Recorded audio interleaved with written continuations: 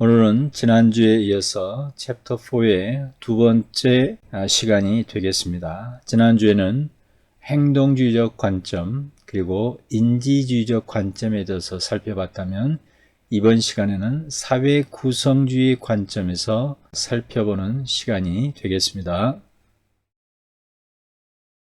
구체적인 내용을 강의하기에 앞서 목차를 통해서 어떤 내용을 다룰 것인가를 간략히 살펴보겠습니다. Social Constructivist, 사회적 혹은 사회 구성주의 관점이 되겠습니다.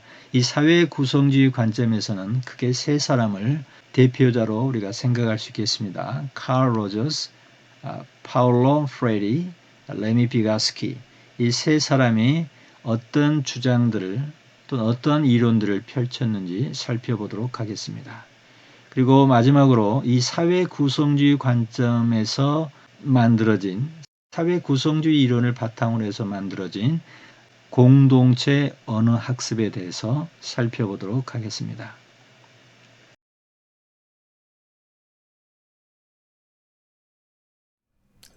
이어서 인간의 학습을 바라보는 세 번째 관점, Social Constructivist Perspectives, 사회 구성주의 관점에서 살펴보겠습니다.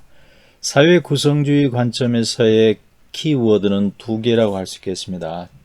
Social Context와 그 속에서 Construct 한다는 그 개념이 기본 개념이라고 볼 수 있겠습니다.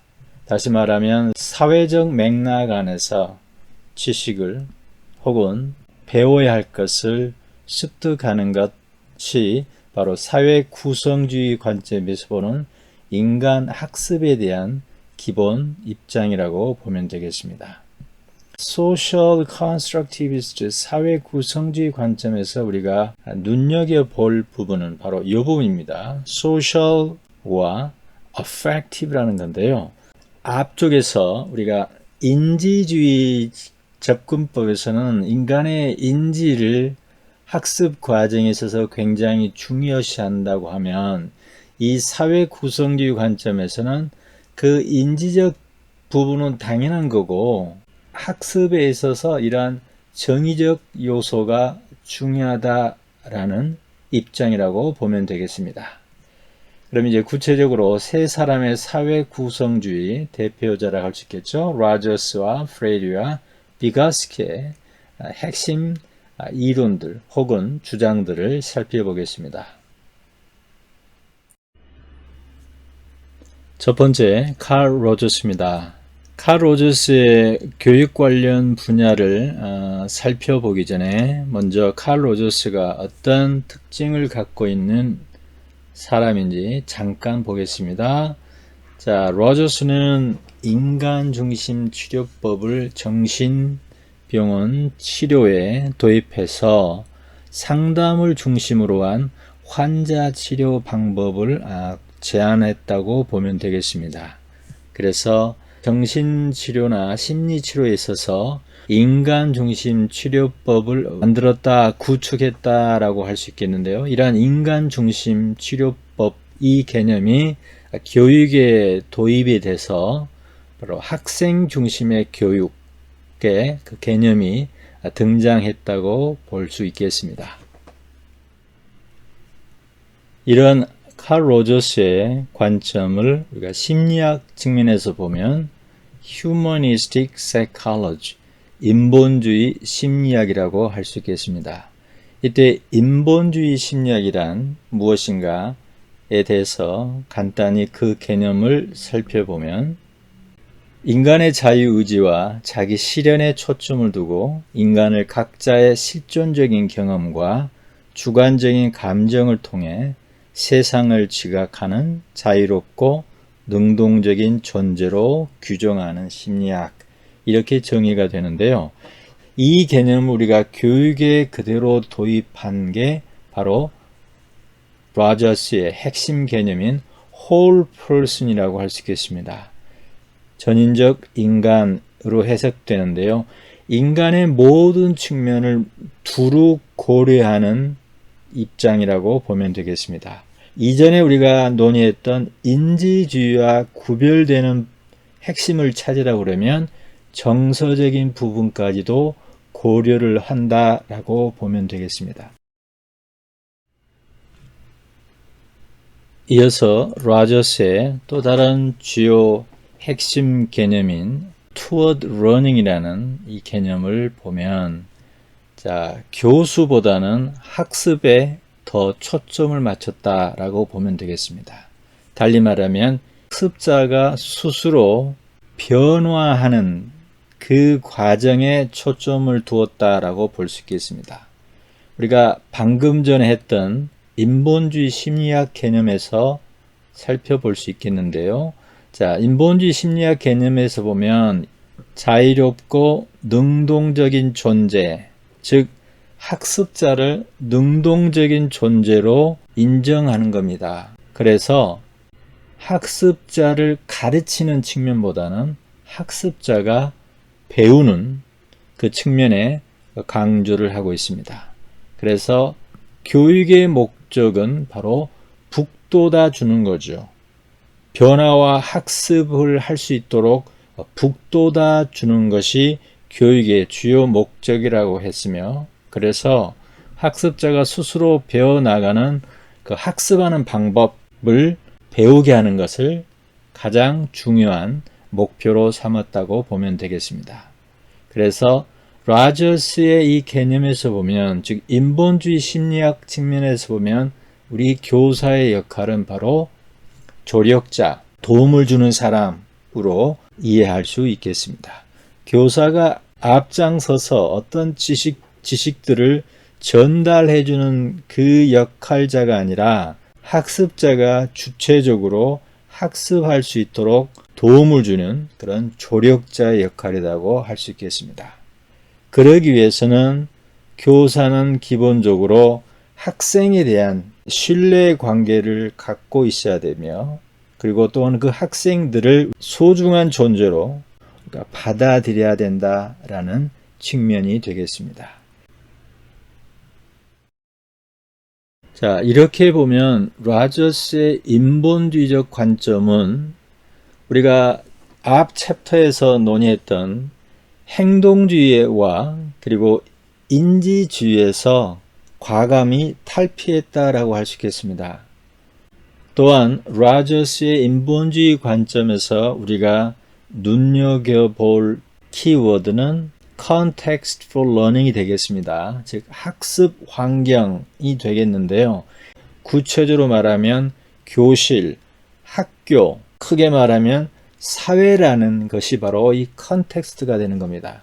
이 컨텍스트 안에서 학생들이 변화해야 되고 발달해야 되고 학습이 이루어져야 됩니다. 학생이 적극적으로 능동적으로 학습 과정에 뛰어들 공간이 바로 컨텍스트라고 본 겁니다. 그래서 이 컨텍스트를 잘 만들어줘야 된다라는 입장인 거죠. 우리가 외국어 교사로서 교실에 들어가게 되죠. 그래서 그 교실에 들어가게 되면 그 교실이 학생들에게 있어서 학습과 발달이 일어날 수 있도록 그 교실을 우리가 잘 구안을 해야 된다, 잘 설계를 해야 된다라는 시사점이 있겠습니다.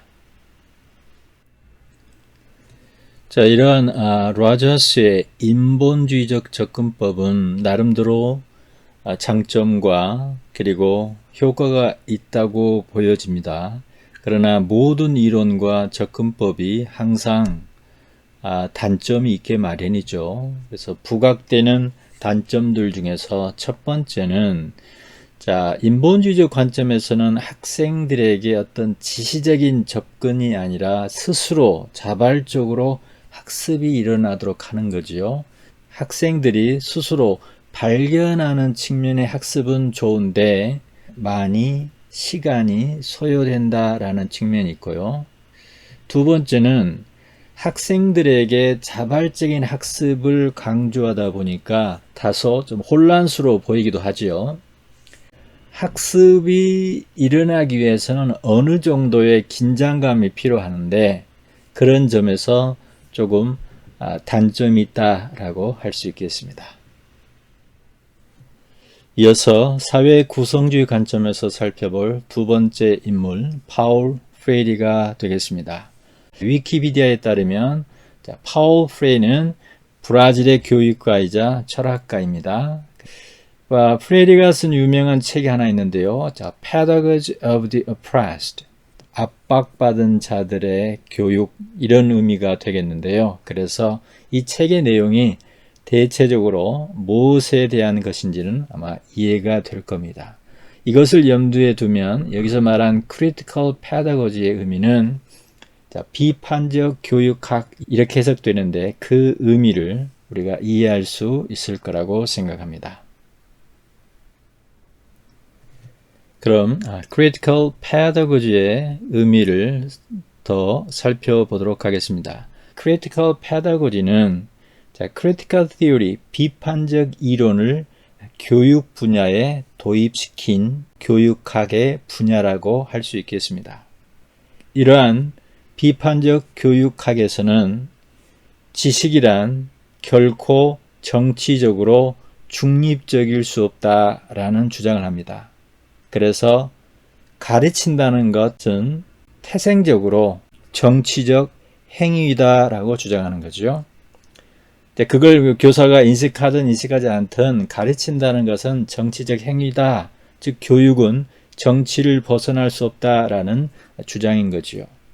그래서 비판적 교육학자들은 대체적으로 사회 정의와 민주주의는 가르치고 배우는 것과 동떨어진 것이 아니다라고 주장합니다. 즉 가르치고 배운다는 것은 사회적 정의 그리고 민주주의와 밀접한 연관이 있다라고 주장한다고 할 수 있겠죠. 이런 배경에서 놓고 보면 프레일의 입장은 기존의 전통적인 교육 방식, 그 교육에 대해서 비판적, 반대적 입장을 갖는 건 당연하다고 하겠습니다. 구체적으로 보면 프레이는 기존의 학생들에게 지식을 채워주는 방식의 교육은 반대하며 또한 그때 전해지는 지식이 학생들에게 전수되는 지식이 실체와는 동떨어져 있다라는 입장인 거죠. 그래서 프레이르는 학생의 역할을 강조하는데요. 첫 번째는 교육 과정, 여기서는 learning outcomes라고 표현이 됐습니다. 학습할 내용을 결정할 권한, 역할이 주어져야 된다게 첫 번째이고요. 두 번째는 학습, 여기서는 발견 학습을 의미합니다. 지식이 그대로 전달되지는 그런 체계가 아니라 학생들이 주체가 돼서 능동적으로 지식을 발견해 나가는, 즉 발견학습 과정에 교사들과 다른 학습자들과 협업을 해야 된다, 협동을 해야 된다라는 측면이고요. 세 번째는 교실에서 학생들이 수행하는 것, 좀 크게 말하면 교육과정, 학교 내의 교육과정은 모두 교실 밖에서 학생들이 직면하는 실제와 연관이 되어야 된다. 바꿔 말하면 교육하는 내용은 학생들이 교실 밖에서 수행하는 것들과 연관되어야 된다. 그런 주장이라고 하겠습니다.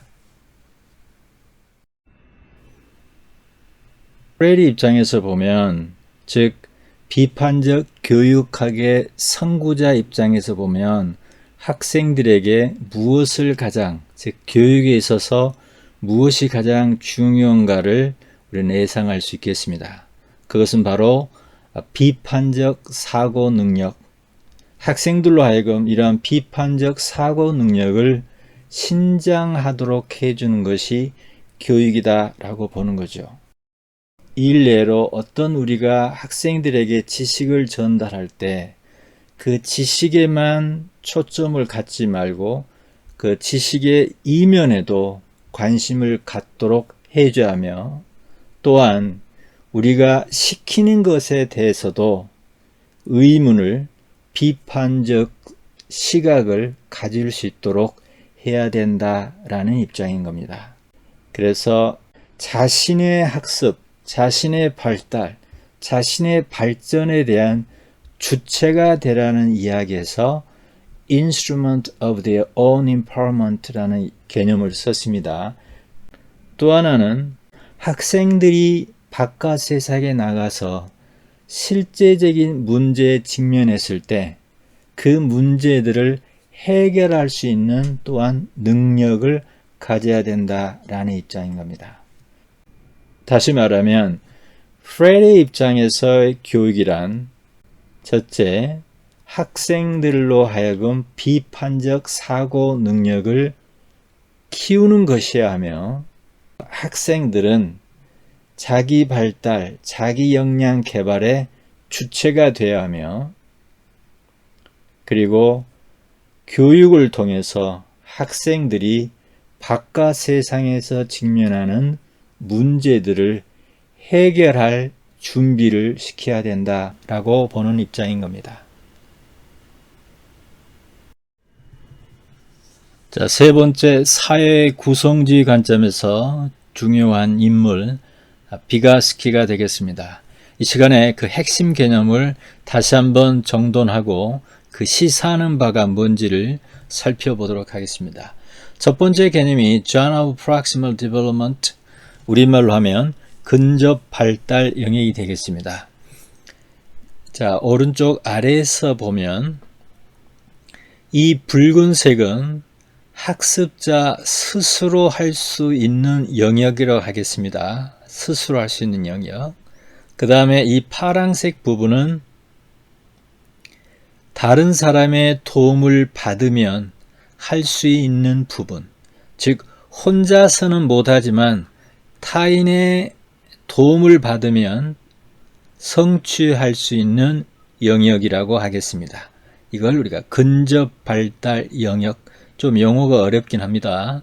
그 다음에 밖에 있는 이 회색 부분은 스스로도 물론 할 수 없고 그리고 외부에서 도움을 받아도 할 수 없는 부분, 즉 이 부분은 학습이 불가능한 지역이라고 볼 수 있겠습니다. 자, 두 번째 개념은 스캐폴딩이 되는데요. 도움판 혹은 비계라고도 하는데요. 여기서는 도움판이라고 하겠습니다. GPD라는 개념과 스캐폴딩이라는 개념은 매우 밀접하게 관련되어 있습니다. 그래서 이 프락시말이라는 이 말과 스캐폴딩이라는 말은 매우 밀접하게 관련되어 있습니다. 즉 스캐폴딩을 주면 발달이 가능한 영역, 이렇게 해석이 되겠습니다.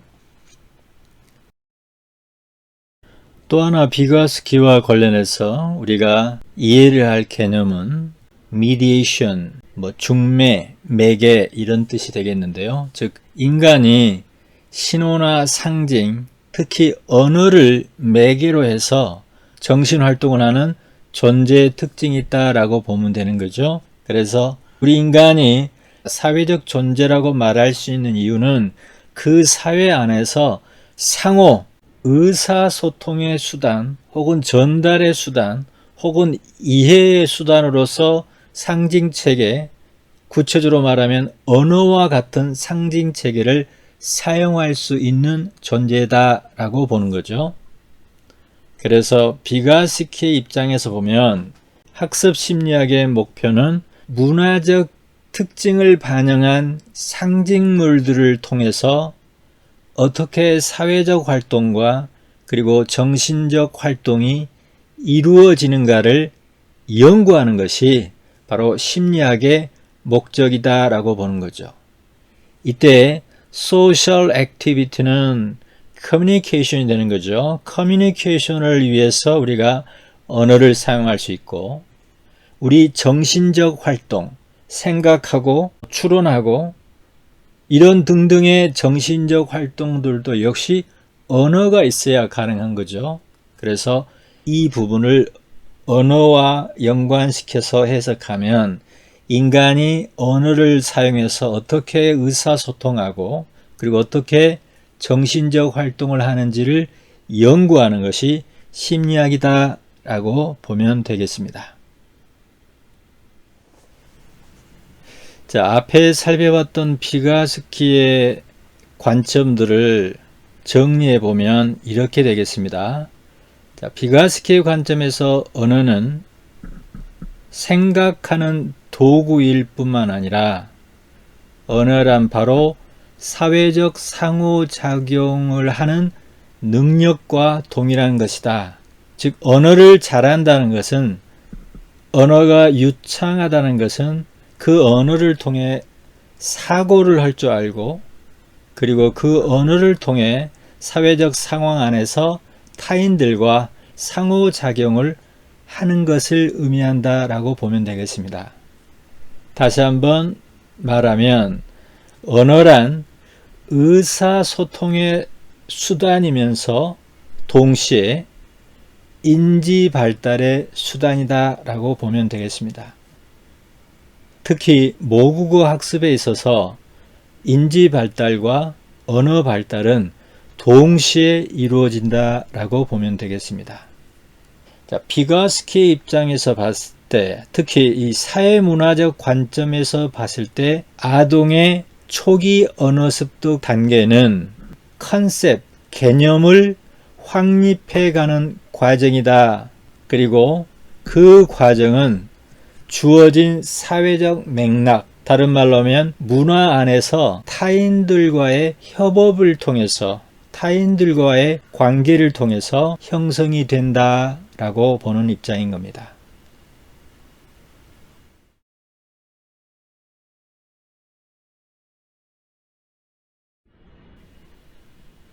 이 공동체 언어학습 교수법은 찰스 큐란이 1972년에 만든 교수법이라 할 수 있겠는데요. 1970년대, 80년대는, 특히 70년대는 앞선 전통적 교수 방법, 즉 문법 그리고 번역 중심의 교수법에 대한 반발로 다양한 혁신적인 교수법이 등장하는 시기가 되겠습니다. 그래서 이 시기에는 많은 교수법들이 전통적인 교수법의 한계를 극복하기 위한 노력들을 하게 되는데요.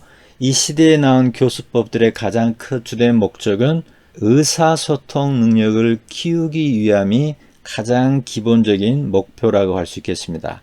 이 목표를 위해서 각자 나름대로 견해를 갖고 다양한 교수법이 등장한 시기가 되겠습니다. 이 시기에 살펴볼 수 있는 교수법이 바로 이 공동체 언어학습 교수법이 되겠습니다. 여기서의 중요한 키워드를 찾으면 자, 컨텍스트가 되는데요. 이 컨텍스트 속에 학생들이 들어가게 되면 환자를 의사가 돌보듯이 학생 하나하나에 관심을 갖고 격려와 지원을 아끼지 않는 교수법이다 라고 보면 되겠습니다. 그럼 이 공동체 언어학습 교수법의 주요 특징들을 키워드 중심으로 살펴보겠습니다.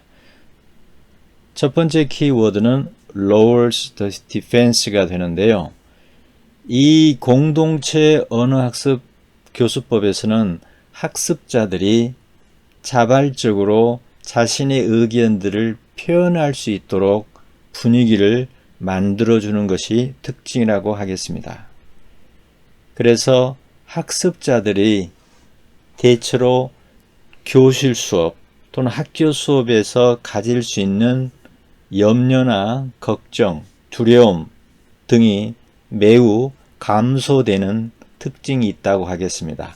그 이유는 그 공동체 안에서 모든 학습자들에게 관심과 또 격려가 주어지기 때문에 학생들 입장에서는 보통의 경우에 나타날 수 있는 두려움, 염려, 걱정 등이 많이 사라진다라고 볼 수 있겠습니다.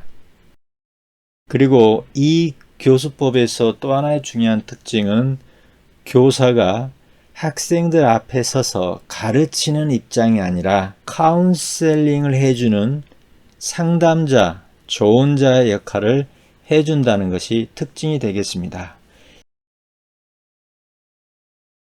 지금 우리 강의에서 설명하고 있는 공동체 언어학습법은 큐란의 카운셀링 러닝 모델에서 출발이 되었지만 기본 관점, 기본 원리 등은 같다고 보기 때문에 본 강의에서는 동일한 것으로 여기고 설명하고 있습니다. 이러한 공동체 언어학습법에서는 다양한 형태로 다양한 버전으로 표현될 수 있지만 기본 방법론은 동일하다라고 할 수 있겠습니다. 그 방법론상의 주요 특징을 살펴보겠습니다. 첫 번째는 이 교수법에서의 학생들은 어떠한 것도 할 수 있도록 조장이 되는 거고, 두 번째는 학생들이 표현하고 싶은 내용을 표현하는 특징이 있겠고, 세 번째는 이 교수법에서는 교사가 번역을 하게 되는데요. 이때 번역은 문법 번역식 교수 방법의 번역이 아니라 차원이 다르죠. 여기서의 번역은 학생들의 L1을 L2로 바꾸는 번역을 의미합니다. 그래서 학생들이 하고 싶은 말을 학생들이 모국어로 표현을 하면 그 모국어를 제2 언어로 번역해주고 그 번역된 것을 학생들이 여러 번 반복하고, 그리고 그 반복된 것에 오류가 없으면 교사는 녹음을 하게 됩니다. 그런 특징이 있다고 하겠습니다. 또 하나의 특징은 이 교수법에서는 학생들이 항상 교사의 도움을 받습니다.